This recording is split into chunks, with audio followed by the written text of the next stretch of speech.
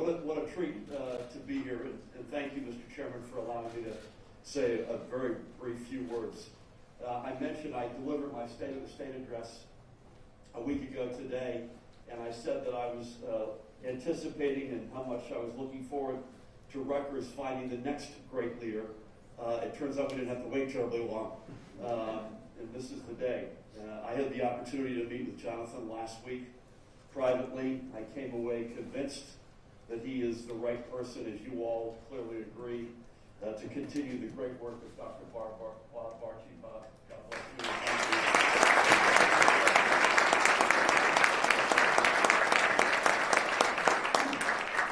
you. He's the right person to continue that trajectory and chart the future course of our state's flagship university. Jonathan understands the need to put Rutgers students first. We share a commitment to keeping a Rutgers education affordable and within reach of every student. And from his time at both Northwestern and at Yale, Jonathan has the experience of leading internationally recognized research institutions, and this experience will be invaluable in growing Rutgers' global imprint.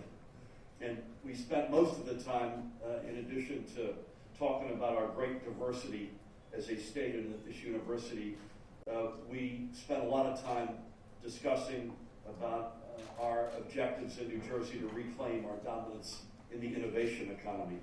And Rutgers will be both a leading partner and a leader in its own right in that respect, as it already is.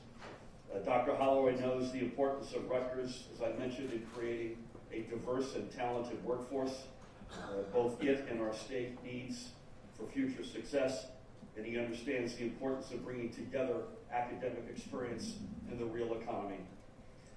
So I was going to say I look forward to the board's vote. I salute the board on its vote. And I look forward to working alongside Jonathan to see Rutgers continue to maximize the full potential of its tremendous faculty, staff, and of course its students. Today is a historic day for Rutgers, but I have to say it is equally importantly a historic day for New Jersey and our state's future. Thank you all. God bless you all. Congratulations, Bob, for all you've done. And Jonathan, welcome to Jersey.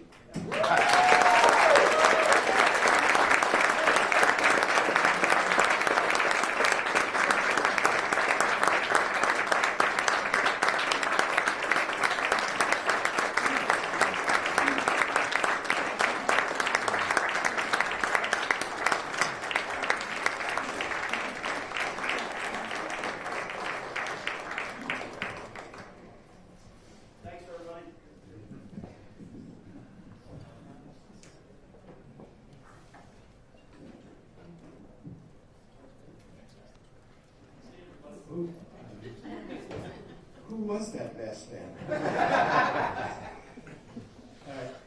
I'm going to say 10 seconds more and then I'm going to get out of the way. The most memorable thing for me about the interview process with Jonathan Scott Holloway,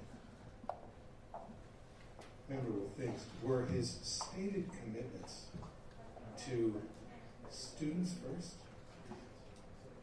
and faculty, and the staff. Huge commitment. That was the thing that moved me most about our search committees and our board's interaction with this man. Without further ado, Jonathan Scott Holloway.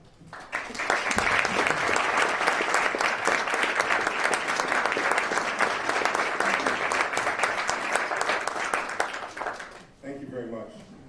Thank you, Mark, for that kind introduction and that warm welcome. Thank all of you for that welcome. It's humbling.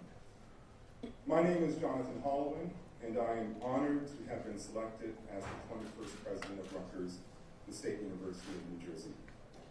Today marks the beginning of a grand new adventure for my family, and I hope for this wonderful and exciting statewide community. I want to thank the search committee, the board of trustees, the Board of Governors for their trust that I have something special to offer Rutgers.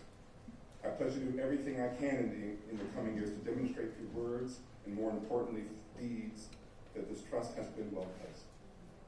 I also want to thank Bob Barchi for his incredible work these last 8 years He's been a transformative president who guided the integration of UMD and J and the formation of Rutgers Biomedical and Health Sciences, while also enhancing Rutgers facilities throughout the state, improving the quality of the academic enterprise, and raising Rutgers rankings in various polls. Bob Archie has made the Rutgers presidency a particularly enticing position because the foundation is now so very strong. Thank you for that.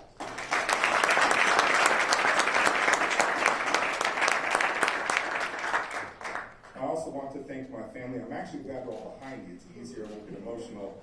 I want to thank my family, Wendell and Kay Holloway, my parents, both deceased, but both very much here right now. They were instrumental in nurturing in me a commitment to service and integrity. Through their respective careers in the military, the federal government, corporate lobbying, my father, and primary school education, my mother, they led lives that were dedicated to the idea that we must never give up on the future and that we must always respect our pasts. My amazing wife, Ashlyn Cologne, gave me permission to put my name in the hat back in December. We are very close partners in all that we do. You will discover that she is my secret weapon. And because she saw the potential opportunities for us here, I'm in front of you today. Now that I am president-designate, I will look to our children, Emerson and Ellison, to keep me in my place. As teenagers, they are already quite adept at that, and I appreciate them for it.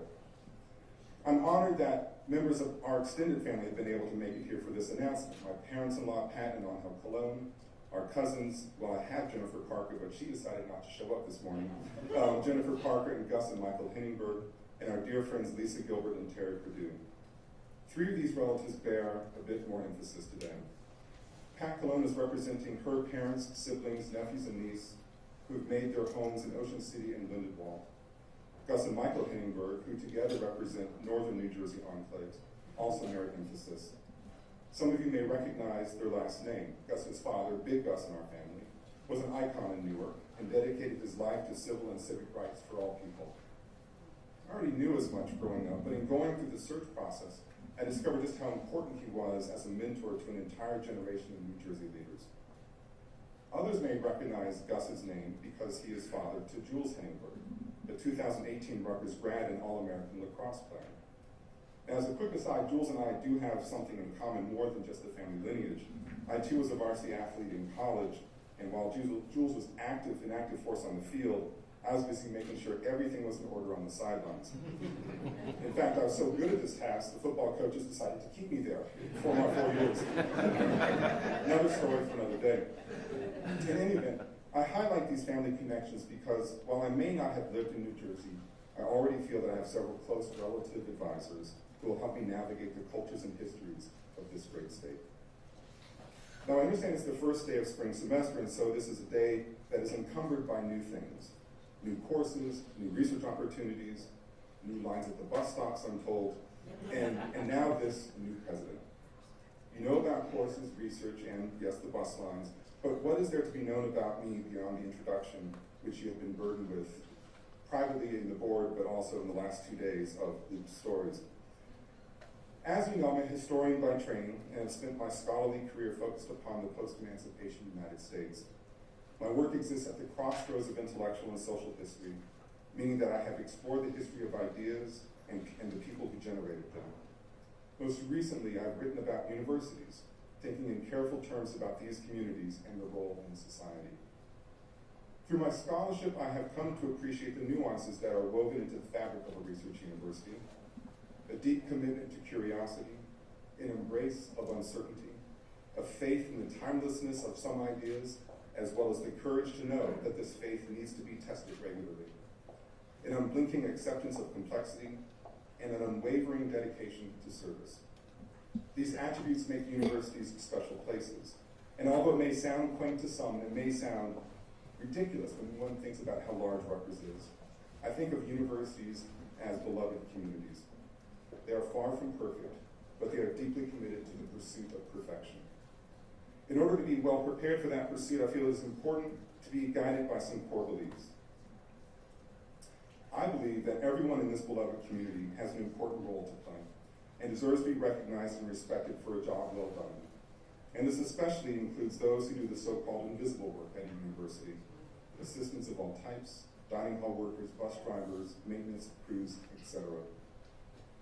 I believe that excellence can be found everywhere, and that well-informed and inclusive leaders understand that it can be found in what are historically considered unexpected places.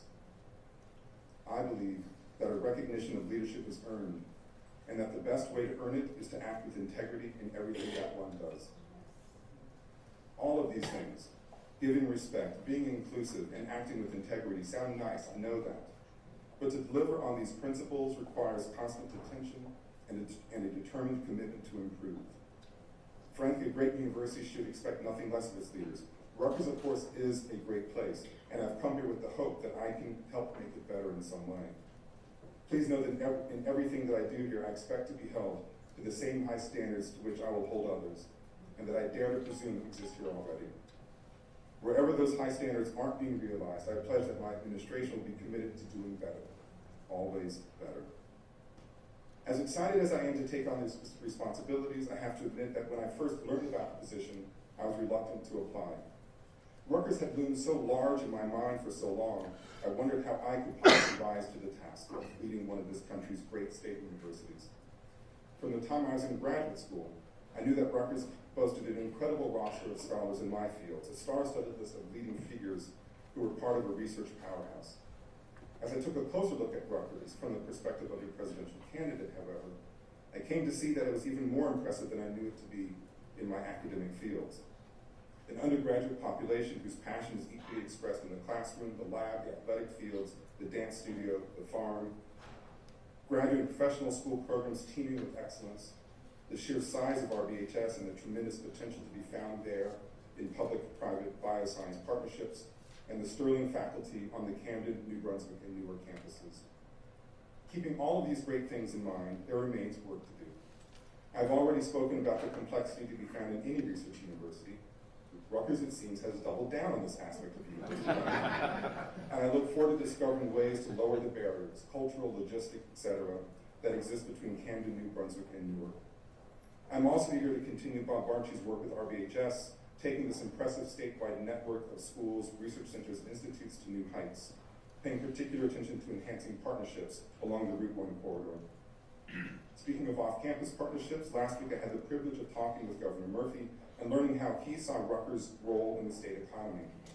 I was excited to know that he shared this view publicly when in his State of State address he declared, and I quote, "As Rutgers goes, so goes New Jersey."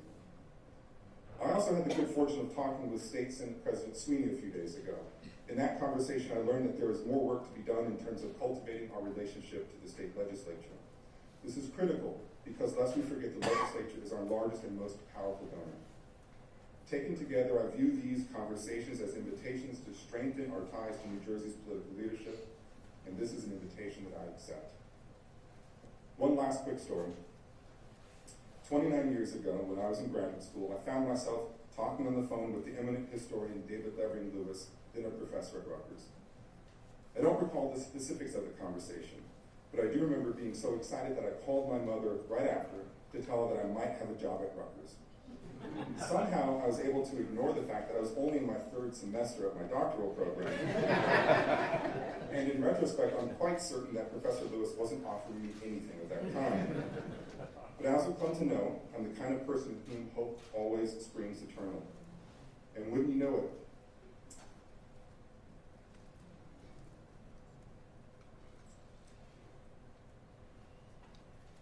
I thought I could get through this moment.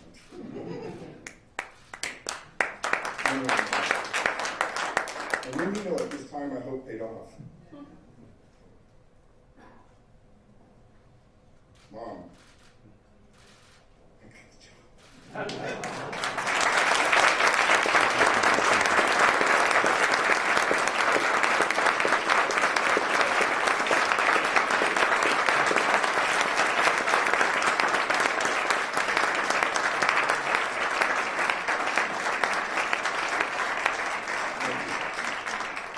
You know, I wrote that down. I thought, I'll handle this fine. So much for that. Thanks, Mom. So thank you once again for coming here today. Thank you to the search committees, to the Board of Trustees, the Board of Governors, to Mark Engelson for his heavy lifting and infectious enthusiasm, and most particularly to my family. all of us working together will do great things. I'm certain of this. Finally, despite my obvious enthusiasm, some of you might still be wondering, are you ready? And to this question, I enthusiastically answer, yes. Yes, I am.